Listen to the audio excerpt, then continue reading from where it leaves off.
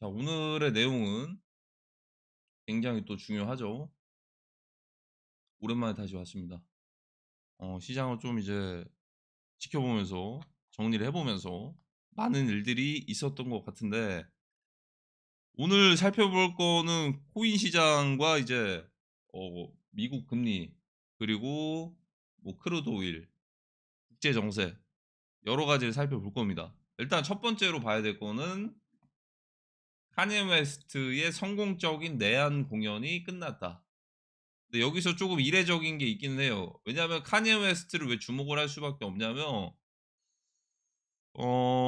뭔가 지금 트럼프 대통령과 푸틴 대통령의 싸우는 과정들이 있었죠, 지금의. 구세력들과 신세력 간의 싸움에서 어떻게 보면 메신저 역할을 하기도 했었습니다. 그러면서 뭐 이제 트위터에다가도 이제 뭐 하일 히틀러 막 이런 것들도 막 내용들을 업로드하기도 했고. 근데 여기 내한 공연이었던 예정이었던 게 이제 슬로바키아예요. 우크라이나 바로 뒤편에 있죠. 우크라이나가 밀려버리면 다음 나토 국가들의 침공이 일어날 수도 있을 거예요. 이거는 나토 사무총장님이 말씀을 해 줬죠. 미리 예고를 했습니다.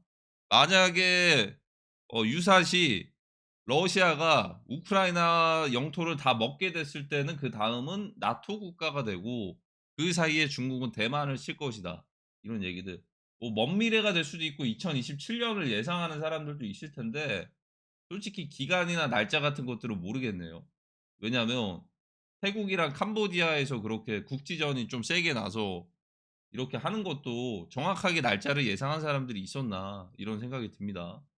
언제 어느 순간에 올 수도 있는 거니까 그냥 거대한 흐름은 '언젠가는 온다.'라는 생각으로 대응하면 될 것 같습니다. 그래서 슬로바키아랑 중국이랑 한국이랑 이제 북 브라질 예정인데, 거의 끝과 끝이 연결이 되어 있습니다. 그중에서 이제 슬로바키아는 무슨 일인지 이제 취소가 됐고, 여기는 성공적으로 다녀갔습니다. 하필이면 지금 전쟁의 그런 기운들이 어떻게 보면 우크라이나를 시작으로 해서 중동 한번 거쳤다가, 중동 이스라엘 한번 거쳤다가 파키스탄, 인도도 한번 있을 뻔했죠. 그리고 미얀마도, 원래는 미얀마도 뭐 전쟁은 원래 있었는데 저기는 군사 독재 그 나라니까 지금은. 태국이랑 캄보디아도 이렇게 있고, 점점 마치 뭔가 연결고리처럼 서에서 동으로 흘러가는 듯한 느낌들이 나거든요, 요렇게. 어. 그러니까 메인은 뭐냐면 지금 사실상 주식 시장이랑 코인 시장에서 반응을 크게 안 했어요. 예를 들어 인도랑 파키스탄 국지전 날 뻔한 거, 이스라엘이랑 이란, 그리고 이제 그 며칠 전에, 지금도 진행 중인가요? 휴전을 좀 가는 방향으로 가는 것 같은데, 파키스탄이 아니고 캄보디아랑 태국, 어 이런 곳들에서 반응이 있었는데 코인이랑 주식 시장이 크게 엄청 반응하지는 않았단 말이죠. 근데 거기에 대해서 좀 경각심을 가질 필요가 있어요. 왜냐? 앞으로 다가오는 동북아의 전쟁에서는 반응을 크게 할 거거든요. 그때는 반응을 걷잡을 수 없이 할 겁니다. 왜냐하면 기관들이 먼저 이제 유동성이 부족해지기 전에 대규모 이제 매도할 수도 있고, 선수 치는 사람이 먼저 나타나면 그다음에 후발주자들 다 같이 팔 겁니다. 기관들이 가장 먼저 탈출을 할 거예요, 세력들이. 그래서 메인이 되는 거는 동북아다. 근데 그 물결들이 카니에 웨스트 공연도 그렇고, 뭔가 이제 최근에 국지전 난 것도 그렇고 점점 이렇게 쪼여져 오고 있는 느낌이 듭니다, 느낌이. 아니면 카니에 웨스트가 수호를 위해서 그렇게 가는 걸까요? 중국과 한국을? 근데 저는 좀 반대 의견인 게 뭐냐면, 일단은 여기 유럽 국가들 있잖아요. 여기는 이미 전쟁이 2022 년부터 우크라이나랑 러시아 전쟁 시작되고 나서 간접적으로 이미 사실 지원을 하고 있어요, 우크라이나에. 나토 국가가 아닌데 간접적으로, 직접적으로 지원하면 외교적으로 러시아에게 또 이제 문제가 생길 수 있으니까 간접적으로 지원을 하고 있어요. 그러니까 그러다 보니까 전쟁이 또 이제 오랜 기간 동안 지속이 되면서 우크라이나가 좀 버텼던 것도 있어요. 물론 그때 이제 바이든 대통령 집권하던 기간에 지원받은 것도 있기도 했지만, 근데 여기서 중요한 건 이런 얘기들이 나올 거란 말이죠. 앞으로 3차 세계대전이 발생을 한다. 이랬을 때는 뭐 예를 들어서 미국이 그 물자들을 판매를 해 가지고 돈을 벌어 들이려고 그런 거다라는 것들이 나올 수가 있죠. 근데 저는 오히려 좀 반대인 게, 오히려 우크라이나 러시아 전쟁으로 방산 물자들 수출해서 이득을 봤던 국가들이 이미 있어요. 뭐 예를 들어 폴란드, 한국, 독일, 영국, 프랑스 등등. 근데 미국도 지원 많이 하지 않았냐라고 볼 수 있거든요. 근데 미국은요 어떻게 했냐? 젤렌스키 대통령이나 트럼프 대통령이 그 이제 4월 21 일이었나? 그 전후로다가 한번 이제 만나서 앉아 가지고 사진 찍는 것들이 있었을 거예요. 거의 뭐 영화 속의 한 장면 같았습니다. 사진으로 보면서 젤렌스키, 트럼프, 홍당이었나? 독대. 그쵸, 독대. 진짜 뭐 영화, 이게 참 세력들은 영화 같은 일들을 정말 뭐 어벤져스 그런 것처럼 뭐 만들어내고 있는 것 같은데 정말 신기합니다. 자, 대성당에서 독대를 하면서 실제로 어떤 일들이 많이 일어났었냐면, 일단은 우크라이나에다가 지원을 했던 미국의 이제 천문학적인 군사적인 비용이나 이런 것들을 일단 삭감을 해 줬습니다, 트럼프 대통령이. 어. 많은 양의 물량들을 삭감을 해 줬고, 그러면 그게 어떻게 되냐면, 아니 뭐 물자 같은 것들을 이제 계약서가 뒤늦게, 결제 계약서가 뒤늦게 떴던 경우에요. 왜냐하면 트럼프 대통령은 바이든이랑 나는 달라. 너네 지원했던 것들 다시 내놔. 결제해야 돼 이랬었는데 트럼프 대통령이 그냥 삭감을 해 줬습니다. 탕감을 해준 거죠. 뭐 내 사라 개 사라처럼. 근데 그러면 이득을 본 건 아니죠, 사실 크게. 이득을 본 건 아닌데, 근데 그 논리도 조금은 좀, 저는 좀 다르게 생각을 하는 게, 굳이 뭐 물자들이나 이런 것들 판매를 안 해도 이미 미국의 지금 금융시장이랑 이런 것들, 플랫폼 기업들이나 이런 것들은 이미 전 세계 사용자들이 굉장히 많잖아요. 굳이 뭐 그렇게까지는 안 가도 될 것 같은데, 공교롭게 또 이제 그런 상황이 오게 됐을 때는 뭐 이제 주가나 이런 것들 유동성들 많이 풀렸어 가지고 이렇게 됐던 것들이 많이 한번 부채나 이런 것들 한번 언젠가는 그런 것들 좀 탕감하는 시대가 올 텐데, 국가 부채죠, 국가 부채. 뭐 다른 것들을 제시를 할 겁니다. 뭐 그럴 때 뭐 이제 예를 들어 중국 쪽에서 아시아 동북아에서 G2 국가에서 전쟁이 벌어진다면, 이거는 러시아와 비슷할 정도로 좀 큰 파급 효과를 만들어낼 수는 있죠. 러시아도 우크라이나, 뭐 중국, 대만 이런 식으로 해 가지고. 그래서 이제 사실 뭐 물자를 판매라기보다는 그냥 이제 이거는 사실 전 세계 사람들이 모두 다 겪게 될 건데, 그 다음 단계로 전환하는 단계에서는 이제 무조건 필수일 수도 있어요. 다음 단계는 디지털 시대거든요. 크립토 시대. 그러니까 그때가 되려면 어떤 것들이 있어야 되냐면, 먼 훗날에 국가 자체의 개념이 사라질 수도 있다라는 생각이 들거든요, 나중에는. 그걸 대표적으로 보여줬던 게 바로 미국인데, 미국에서 하나의 인종으로 다 모인 게 아니죠.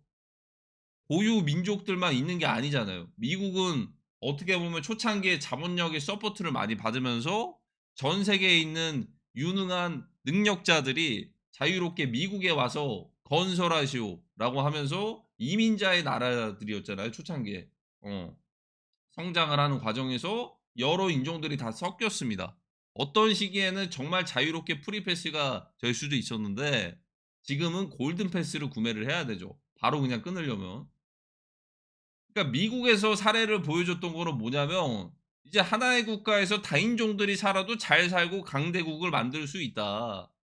이런 논리라면 아시아도 마찬가지겠지만 이제 전 세계적으로 갔을 때 국가 단위의 어떠한 인종 단위의 그런 개념들이 많이 사라질 수도 있다. 어. 다인종들이 잘 짬뽕돼서 살아가는 그런 그림들이 나올 수도 있어요, 어떻게 보면.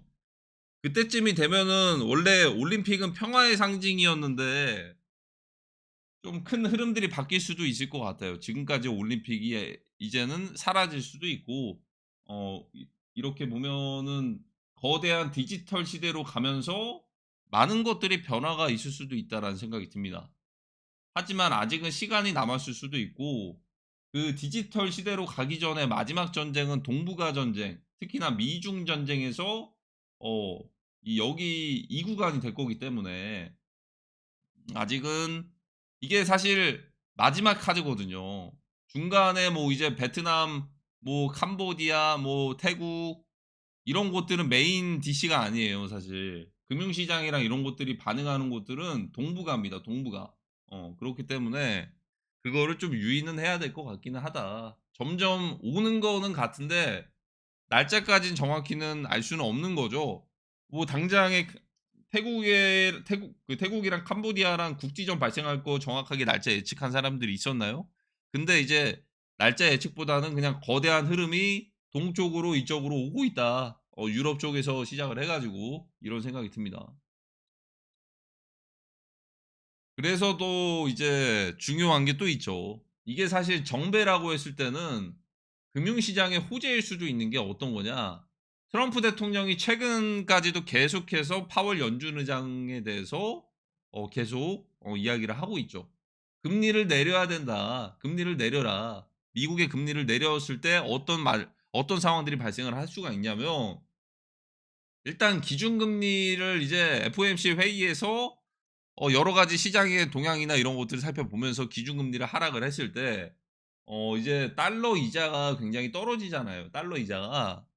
달러 이자가 떨어졌을 때 어떤 상황들이 나올 수가 있냐면 달러 이자가 떨어지면은 이제 달러에 대한 그런 것들이 수요가 조금은 잠깐 줄어든다. 그래서 달러 이자를 받는 대신에 그 막대한 달러 자금들을 가지고 해지하기 위해서 오히려 위험 자산이나 이런 금융 시장으로 회피할 수도 있다.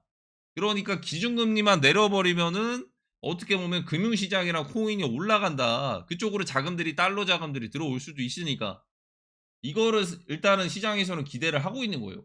그러니까 연준 파월 의장이 금리를 인하를 하거나 아니면 트럼프 대통령이 해임을 하거나 연준 파월 의장이 사임을 하거나 그러면은 사임을 하거나 해임이 됐을 때도 '금리를 인하할 수도 있겠구나. 다른 사람들이 대체가 되니까.' 뭐 이런 식으로 갈 수도 있고 어찌 됐든 금리 인하 자체가 시장에서는 호재처럼 반응을 하게끔 지금 만들고 있는데 자 여기서부터가 중요하죠. 일단 그거는 그냥 무난하게 봤을 때 정배거든요. 근데 시장이 그래도 금융시장이 자산시장이 정배대로 흘러갈 때도 있고요. 그러니까 이제 무난하게 봤을 때 어떻게 보면 역배대로 갈 때도 있어요. 그러니까 이거는 정답이 없는 거예요. 이게 그게 무슨 말이냐. 미국의 금리가 떨어지는데 금융시장이 떨어지는 상황이 딱 하나가 있습니다. 이건 변수거든요. 그게 바로 미국채에 대한 수요, 달러 수요가 갑자기 급증을 해서 달러랑 미국채 수요가 급증하면 어떻게 보면은 미국채에 대한 수요가 많아지니까 자연스럽게 미국채 금리가 떨어질 수밖에 없어요. 그러니까 미국채 금리가 떨어지잖아요. 미국채 이제 이자 받는 것들이 떨어지면 그거는 이제 변동성이 그냥 바로바로 있단 말이죠. 거래를 할 수가 있으니까. 채권 금리가 떨어지면 기준금리도 떨어뜨려야 돼요. 그걸 지표로 하기 때문에.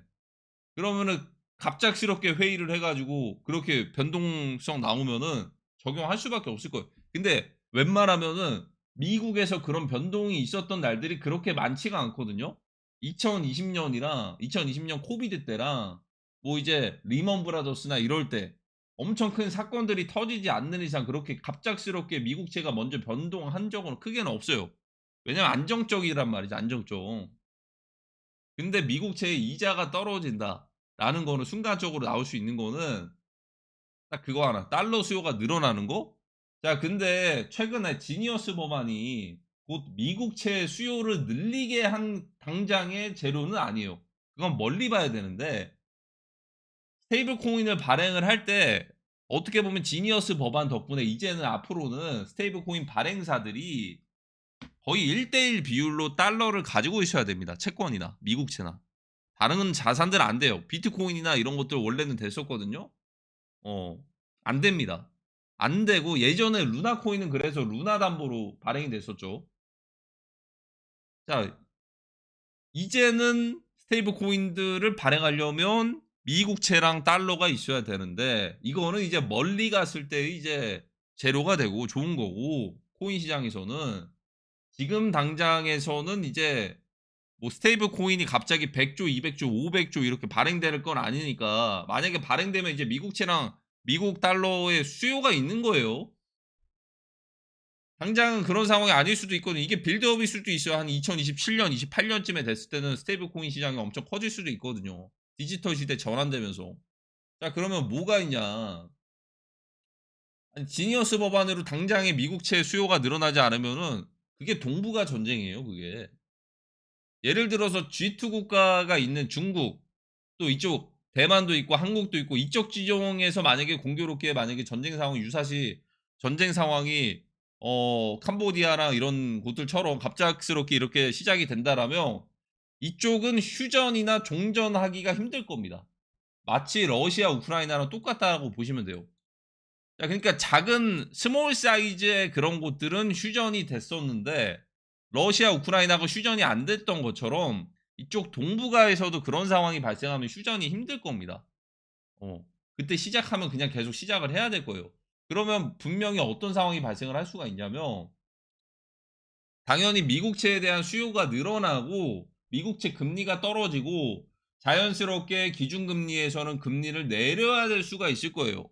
그러면 파월 연준 의장이 단순히 뭐 사임을 갑작스럽게 할 수도 있는 거고 그냥 그 자리에서 금리를 내릴 수도 있는 건데 예를 들어 그렇게 해서 금리를 내렸을 때 사실 사람들은 그 헤드라인만 보고 깊이 생각을 안 할 수도 있단 말이죠. 대다수의 이제 금융시장에 참여하는 사람들이 100%는 다 그걸 보는 건 아니니까. 그럼 프레임이 어떻게 잡히냐면 일단은 트럼프 대통령이 계속 파월 연준 의장에게 금리를 떨어뜨리라고 했어요. 만약에. 근데 이것도 보시면 트럼프 대통령이 어 부동산 개발업자로서 예산 초과 프로젝트 매니저들을 어떻게 할 건가요? 라는 질문에 해고할 겁니다. 그러면서 파월 연준 의장이 엄청 불편해 보이네요라고 이렇게 나오잖아요. 그러니까 파월 연준 의장을 해고할 거라고는 얘기는 안 했는데 그와 관련된 사람들 잘못됐어? 해고할 거야라고 하니까 바짝 이제 긴장한 모습을 이렇게 연출이 됐단 말이죠. 자, 그러면 어떻게 보면은 이건 제 개인적인 그냥 생각이에요. 파월 연준 의장이 해임이 안 돼 버리고서 오히려 그냥 이 상황으로 계속 가는 거예요. 해임이 안 되고. 근데 미국에서 금리를 내리는 상황이 동북아 전쟁밖에 없거든요. 갑자기 미국채 수요가 늘어나면 자연스럽게 금리가 떨어질 수밖에 없어요. 그러면 갑자기 연준에서 긴급 회의를 하겠죠. 긴급 회의를 하고 미국채 금리를 떨어뜨릴 거로 갈 건데 시장에서 받아들일 때는 지금 이런 것들이 많이 이런 얘기들이 있었으니까 트럼프 대통령이 계속 내리라고. 그러면 어떤 구조로 이해를 할 수도 있냐? 어떤 사람들은 이거 트럼프 대통령이 내리라고 해서 파월 연준 의장이 깨갱하면서 기준금리를 내렸는데 알고 봤더니 코인이나 주식이 떨어졌던 거예요, 오히려. 그러면 이제 금리 내려가는 걸로 시장 불장 올 것을 생각했던 사람들 뒤통수 한 대 맞고 청산되는 거고 그리고 이제 일부 사람들은 "뭐야 트럼프 대통령이 왜 금리 내리라고 했어?" 그래서 실제로 계속 내리라고 하니까 내렸네?"라고 봤더니 주식도 떨어지고 이러면은 또 이제 이 포커스를 지금 트럼프 대통령으로 또 이제 트럼프 대통령한테 갈 수도 있단 말이죠, 이게. 어. 이거를 근데 저희는 또 이제 대충 알고 있죠. 이런 것들이 많을 겁니다. 그러면 어떻게 보면은 원래 본질은 뭐죠? 본질은 동북아 전쟁으로 미국채 수요가 늘어나니까 미국채 금리가 떨어지니까 자연스럽게 기준금리를 떨어뜨릴 수밖에 없단 말이죠. 그래서 기준금리를 내리는 건데 이거 트럼프 대통령이 계속 내리라고 해서 어쩔 수 없이 내렸네? 근데 코인이랑 주식 떨어지네? 아니 동북아 전쟁 나면 주식 코인 떨어진다니까요 이게. 이게 다 연결이 될 수가 있는 거예요. 연결이 될 수가 있다. 그래서 지금 이 모든 것들이 연결이 되어 있어요. 단순히 파월 연준 의장의 기준금리를 떨어뜨려야 된다, 떨어뜨려야 된다 그게 아니고 정말로 어쩔 수 없이 떨어뜨릴 때가 오히려 인위적인 상황이 발생했을 때예요. 인위적인 상황이. 미국채 금리가 올라가는 상황이나 내려가는 상황에 기준금리를 변동을 시켜야 되는데 미국채 금리가 떨어지는 상황이 미국채 수요가 늘어나는 동북아 전쟁밖에 없다. 이례적인 상황인 거죠. 이례적인. 원래는 스테이블하겠지만.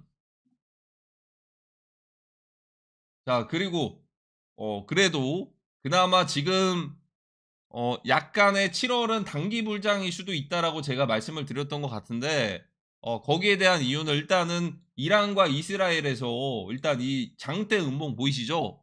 호르무즈 해협 봉쇄하고 뭐 전쟁 더 커져서 핵전쟁 할 수 있다라고 한 게 벌써 한 달 전입니다. 한 달 전. 한 달 전이었는데 갑작스럽게 휴전을 해서 트럼프 대통령이 중재를 했죠. 그래서 크루드 오일에 롱 베팅을 했던 사람들이 뒤통수를 한 대 맞았습니다. 왜냐하면 호르무즈 해협 봉쇄되고 전 세계 원유 거래량의 20%를 차지하는 게 봉쇄가 돼버리면 단기간에 그냥 봉쇄돼 버리면은 이게 수요가 엄청 많이 수요 대비 공급량이 줄어들 수도 있고 이게 막 이동하는 거리들도 굉장히 복잡해질 수 있으니까 전체 거래량이 20%니까 오일 유가도 20% 정도 올라가서 한 $90 정도 가지 않을까를 기대를 했던 사람들이 있었는데 오히려 반대로 시장이 반응을 했어요. 지금 금융시장이 딱 이럴 수도 있다 이 말이에요. 코인이랑 주식에서는 아직 나오진 않았는데 뒤통수를 한 대 딱 맞을 수도 있는 거예요 이게. 자, 그래서 유가는 일단 떨어졌습니다. 떨어졌고 떨어졌어도 그래도 높은 상황이에요. 떨어졌음에도 불구하고 트럼프 대통령이 또 이런 얘기를 했습니다. 유가가 떨어져야 된다라고 얘기를 했는데 일단 한 달 정도 좀 이제 바닥에서 좀 맴돌고는 있어요. 제가 그래서 전에 말씀드린 건 뭐냐? 크루드오일 유가가 만약에 다시 상승하는 상황들이 왔을 때는 위험 자산과 디커플링이 될 것이다.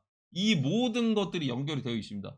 그렇죠? 그러니까 크루드오일도 잘 보셔야 돼요. 유가가 상승한다는 거는 전쟁 상황 대비해서 이제 많이들 쓸 거거든요. 우크라이나, 러시아 이때 유가 급등했던 것들 아시죠? 이런 것들처럼 3차 세계대전에 가까워질수록 유가는 고유가가 될 수밖에 없을 겁니다. 근데 이제 제 생각에는 해칭 자산으로 크립토나 주식 쪽으로 하는 게 아니고 유가 쪽으로 에너지 자산들로 예전에 2008년 리먼 브라더스 사태처럼 이번에는 실 수요가 있으면서 이렇게 갈 수도 있다라는 생각이 듭니다. 이전의 고점을 탈환할 수도 있을 거예요. 러시아 우크라이나 전 때는 회복을 못했겠지만. 그리고 유가가 급등하게 되면은 러시아 쪽에서 에너지 강대국인 이런 사우디나 미국이나 이런 쪽에서도 사실 자연스럽게 수혜를 보게 될 수밖에 없죠. 어떻게 보면은. 저는 근데 이제 인류 역사상 마지막 전쟁이 될 수도 있다라는 생각이 듭니다. 왜냐하면 다음에는 그러니까 이런 생각이 들어요. 3차 세계대전은 실시간으로 정말 참혹할 거예요. 이 참혹하다라는 게 뭐냐면 예전 1차, 2차 때랑은 다르게 요즘에는 라이브 방송이나 이런 것들이 실시간으로 돌아간단 말이죠. 그리고 전쟁의 참혹성을 어떻게 보면은 사람들이 내가 겪지 않았어도 멀리서도 볼 수가 있어요. 트위터가 됐든 틱톡이 됐든. 요즘엔 그런 시대잖아요. 그래서 엄청나게 참혹할 거기 때문에 다음 시대가 됐을 때는 군사력이라는 거 자체를 없애버릴 겁니다. 모두가 다 같이 없애자라고 갈 수도 있을 거예요. 우리 다시는 이런 것들을 잊지 말자. 이렇게. 그러면 그런 일들이 오기 전에 인류 역사상 마지막 전쟁이 될 수도 있는 겁니다. 마지막 전쟁이니까 유가는 급등할 수도 있는 거고 지금은 유가 상승하기 전에 자산 시장에서 약간 반응하는 그 정도입니다. 단기 불장. 근데 여기서 만약에 예를 들어 또 반대로 여기서 유가가 만약에 더 떨어진다. 이러면 코인이나 주식이나 이런 것도 좀 더 반응하는 거죠. 그러니까 유가에 따라서 달려 있어요. 유가에 따라서. 유가가 올라가면 크립토랑 주식 떨어지고 유가 떨어지면 이제는 올라가고 더 올라갈 수도 있고 연장돼서. 그러니까 결국에는 이 모든 것들이 연결이 되어 있다. 이런 말씀을 드리고 싶습니다. 자, 그리고 또 이제 중요한 것들 있죠. 일단은 지난번에 말씀드렸던 것처럼 펌프 펌프펀의 자체 코인의 펌프가 고평가가 돼 가지고 이렇게 평가를 받을 수도 있다라고 말씀드렸던 것 같아요. 지난번에 마지막 영상 때 말씀드린 게. 실제로 이제 많이들 기대를 하셨을 수도 있겠지만 지금 선물 상장되고 마이너스 70%가 떨어졌습니다. 엄청난 청산 물량들이 나오게 됐고 고래들은 물론이며 진짜 어떻게 보면은 펌프펀이 보여줬던 임팩트는 굉장했잖아요. 그리고 17분 만에 5천억 달러가 팔렸어요. 7천억치의 펌프 토큰이 프리세일이 끝난 겁니다. 완판이 됐었는데 이게 완판이 됐었는데 어떻게 보면은 기대감이 그만큼 높았었는데 이걸 어떤 사례를 볼 수가 있냐면 지금 시장에서 이렇게 유동성이 그렇게 좀 많지는 않구나 이렇게 느낄 수도 있는 거예요. 이게 두 번째가 될 수가 있는 게 WLFI가 될 수도 있을 건데 이거 그래 가지고 좀 미뤄지는 것 같아요. 한 5 주에서 6주 정도 뒤로. 음.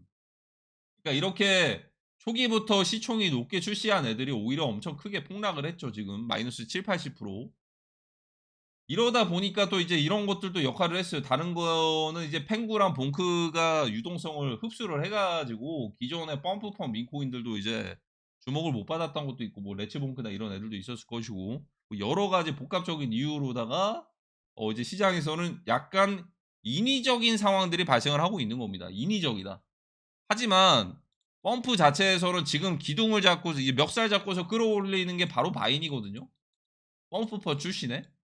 이 바인에 대해서 잠깐 말씀을 드리면 이거는 뭐 이제 일론 머스크가 언급한 영향이 좀 있어요. 왜 그러냐면 바인이라는 거 자체가 원래는 트위터에 포함이 되어 있었어요. 트위터에.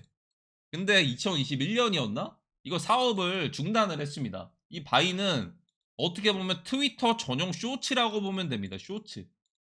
그러니까 유튜브에 쇼츠 있고 인스타그램 릴스 있죠. 15초에서 30초, 60초 단위로 해가지고 좀 자극적인 이런 영상들 그거를 트위터에다가 바인을 다시 부활을 해서 바인을 인수를 해서 일론 머스크가 이 바인 자체를 트위터 전용 쇼츠로 만들어낼 것인지에 대한 기대감 때문에 반응을 하고 있는 거고 이거는 이 민코인은 어떻게 보면 바인의 설계자, 개발자가 바인의 CEO가 이거 재미로 만들었어요. 작년 말이었나 12월이었나 올해 초였나 1월이었나 어 그러니까 이 연결고리가 있는 거죠. 단순히 바인이라는 이름 때문이 아니고 바인의 CEO가 만든 거니까 그러면 바인에 대해서 뭐 예를 들어 일론 머스크가 뭐 지분이나 이런 것들 매수를 하게 됐을 때 바인 민코인도 반응하지 않을까 이런 기대감으로 지금은 반응하고 있는 겁니다.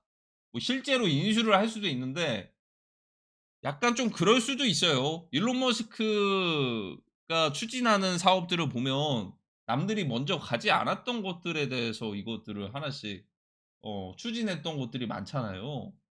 뭐 스타링크가 됐던 스페이스 X가 됐던 뭐 아니면 뉴럴링크가 됐던 테슬라가 됐던 그러다 보니까 기존에 있었던 인스타그램 릴스라든지 그 유튜브 쇼츠라든지 이런 것들처럼 트위터에다가 그 플랫폼들의 경쟁력을 높이기 위해서 굳이 트위터에 바인을 추가할까라는 생각이 들기도 해요. 일단 뭐 얘기가 나왔으니까 시장에서는 반응을 하는데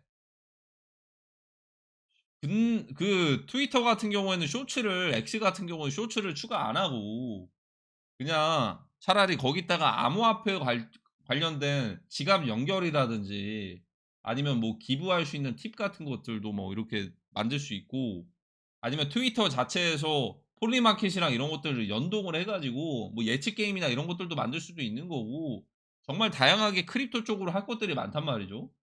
근데 굳이 도파민 그런 것들 되는 도파민 중독되는 이런 플랫폼들에 대한 이런 기능들을 추가로 넣을 것 같지는 않다라는 게 제 개인적인 생각이거든요. 근데 일단은 일론 머스크가 살까 말까 그걸 얘기를 하니까 반응을 했던 거고 실제로 근데 일론 머스크가 구매를 할까 말까 했다가 안 산 것도 있어요 실제로. 그리고 이제 뭐 할까 말까 하다가 갑자기 바뀐 적도 있고 뭐 트위터 배너 사진 프로필 사진 바뀌어 가지고 그 민코인이 반응했다가 다시 제자리로 돌아가서 떨어지는 애들도 있고 저는 그래서 일단은 중립입니다. 그래서 지금 펌프펀의 유동성은 바인이 끌어올리고 있는데 이것 또한 펌프펀 자체 거래량보다는 중앙화된 거래소에서 선물 쪽에서 움직이다 보니까 OKX랑 바이낸스랑 약간의 좀 인위적인 것 같다라는 느낌이 일단은 들어요. 근데 일단 모르겠어요. 봐야 돼요, 조금 더. 어떻게 보면은 이번 주에 펌프의 미래를 결정짓는 거는 이 펌프가 이례적으로 지금 바이낸스에만 상장이 안 됐거든요. 당연히 국내에서도 상장이 안 됐어요. 근데 코인베이스랑 OKX는 다 상장이 됐는데 만약에 바이낸스에 상장을 해 주면은 잠깐 구출 비밀 한 번은 있을 수도 있고 국내도 마찬가지겠지만 아니면은 바이낸스에 이번 주에요. 이번 주에 결국에는 시장에서는 이렇게 다툴 거예요. 지금 최근에 바이낸스에서 추가적으로 상장된 현물 상장된 민코인이 없거든요. 선물은 있는데 펌프펌 vs 비펌프펌 이렇게 다툴 겁니다. 그러니까 솔라나 만약에 기반에 민코인이 있으면 이제 솔라나 텀이 이제 막바지로 올 것 같거든요. 비트코인, 이더리움 이제 순서로 갔으니까 이제 솔라나가 막바지로 올 것 같은데 굳이 만약에 다투는 경쟁 구조라고 봤을 때는 펌프펀 출신이냐 펌프펀 출신이 아니냐로 나뉠 것 같아요. 그중에서 요놈들 중에서 이 둘 중에서 펌프펀 출신이냐 아니냐로 봤을 때 솔라나 민코인이 바이낸스에 추가적으로 상장이 된다면 그쪽 애들 볼륨은 싹 유동성 빨아갈 것이고 그게 아닌 애들은 오히려 죽을 겁니다. 그러니까 예를 들어서 만약에 펌프펀 출신이 추가 상장이 된다. 선물 상장이 아니면 펌프 토큰도 있을 것이고 그러면 이쪽이 다시 아 역시 펌프펀 살아 있구나가 되는 거고 그게 아니고 비펌프펀이 돼버리면 요 놈은 오히려 유동성이 더 빠질 거예요. 어. 이런 구조가 만들어질 수도 있다. 이런 생각이 듭니다. 이번 주에 중요한 핵심입니다. 솔라나. 솔라나가 핵심이다. 이번 주는. 자, 그래서 오늘 좀 말씀드린 것들은 굉장히 좀 이제 깁니다. 30분짜리 영상이고 한데 너무 좀 드릴 말씀도 너무 많은데 좀 요약하고 압축을 해 버렸어요. 하나 좀 이제 말씀드리고 싶은 거는 뭐냐면 일단은 시장에서는 기회는 올 겁니다. 시장에서는 엄청난 또 이제 기회들도 사실 민코인 그 다음 민코인 사이클이 진짜 시장이거든요. 근데 아직은 일단 저도 애매해요. 예를 들어서 예전에 그런 적이 있기는 해요. 2021년에 8월 달이었나? BAYC라는 NFT가 처음 7, 8월 달쯤에 등장을 했어요. 이게 원래 한 50만 원쯤에 등장을 해 가지고 이게 1,000만 원 갔다가 1천만 원, 1억 갔다가 5억 갔다가 막 이런 식으로 갔단 말이죠. 이렇게 되면서 NFT 관련된 프로젝트들이 굉장히 많이 나왔습니다. 물론 지금은 그때 가격 대비해 가지고 엄청나게 거품이 빠져서 그때 가격 대비해서 엄청 크게 폭락을 하기도 했지만 근데 이게 시작이라고 한다면 일단은 1,000만 원까지 갔잖아요. 뭐 이게 시작이라면 대표적으로 볼 수가 있는 게 펭구 같은 애들이죠. 그러니까 저도 이게 반반이긴 해요. 예전처럼 왜냐면 지금 펭구 같은 경우에는 뭐 코인베이스라든지 아니면 뭐 나스닥 그 상장할 때도 나스닥 뭐 이제 뭐 축하 파티였나? 그거 할 때도 펭구 캐릭터들 가고 했잖아요. 그러다 보니까 뭐 이제 시작인가라고 생각이 들기도 하겠지만 일론 머스크나 이런 사람들이 언급을 안 했어요, 일단. 일론 머스크나 이런 유명인들이 더 큰 유명인들이 펭구 이거 사진을 걸어 놔야 되는데 예전에 NFT 시장에 비교를 해 보면은 이제 막 시작이면 8 월에서 막 12 월까지 갔거든요. 이러면은 이제 시작일 수도 있겠지만 아직은 솔직히 좀 애매하긴 합니다. 아직은 좀 애매한 게 단순히 제가 좀 생각이 드는 거는 이거 펌프 프리세일 이거 자체 프리세일 이거 자체를 겨냥해서 지금 딱 이제 요쪽으로 가닥이 잡힌 것 같아요. 펭구랑 봉크가 잡혔던 것 같아요. 펌프펀을 겨냥을 해서 펌프펀. 그러다 보니까 자연스럽게 뭔가 몇몇 애들 지금 민코인들이 1,000개가 넘게 있어요. 사실 상장이 된 애들이. 그중에서 한 10개 정도가 이렇게 아니면 4-5 개가 살다 보니까 나머지 990 개도 갈 것 같다라는 생각을 가지고 기대감을 가질 수가 있는데 오히려 여기서 만약에 어느 적절한 순간에 꺾여 버리면요. 꺾이면은 큰일 나는 거죠. 꺾이면 큰일 난다. 어.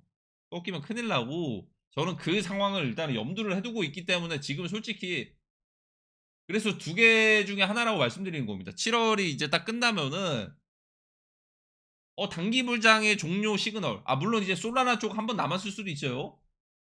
이제 단기 불장이 이제 거의 끝났다로 갈 건지 엄청난 대불장이 오기 전에 예열 단계 1차 단계가 될 건지 둘 중 하나일 것 같아요. 제가 볼 때는. 음. 둘 중 하나일 것 같다.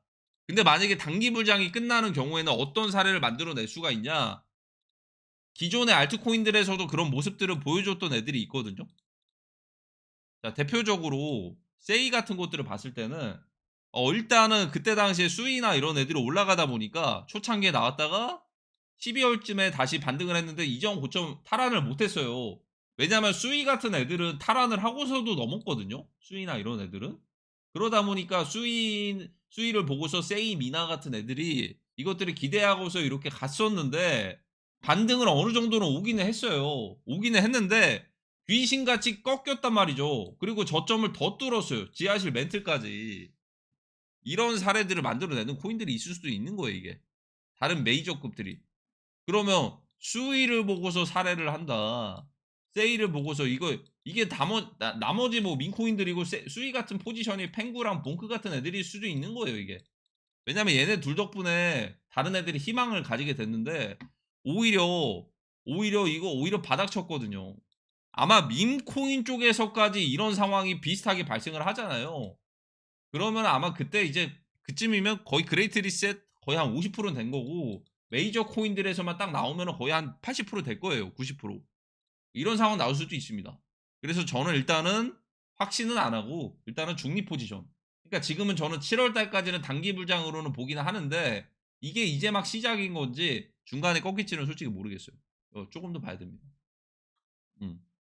오늘 좀 많은 얘기 드린 것 같은데 어 알고 계시죠? 국제 정세나 금융 시장에서는 꼭 100% 정답은 없습니다. 제가 뭐 예측이나 이런 것들이 좀 적중률이 좀 높았던 것도 있고 뭐 거창하게 틀린 것도 있겠지만 그걸로 확실히 뭐 100% 맹신하실 필요는 없어요. 그냥 뭐 이제 하나의 이런 것들은 뭐 이제 가상화폐 쪽이나 크립토 쪽에서는 전문적인 뭐 분야에 대한 자격증이라든지 이런 것들이 좀 이제 있어야지만 하는 게 아니잖아요. 이런 것들이 없는 시장이잖아요, 지금. 그러다 보니까 근데 뭐 자격증이나 금융시장 자격증이 있다고 해 가지고 더 잘 보는 것도 아니고. 그러니까 이게 무슨 말이냐면 그냥 이제 뭐 정답은 없으니까 너무 100%뭐 맹신하셔 가지고 그걸로만 이제 선물 거래 풀 베팅하시고 그러시지는 않으셨으면 좋겠다라는 생각이 듭니다, 일단. 오늘 내용은 여기까지입니다.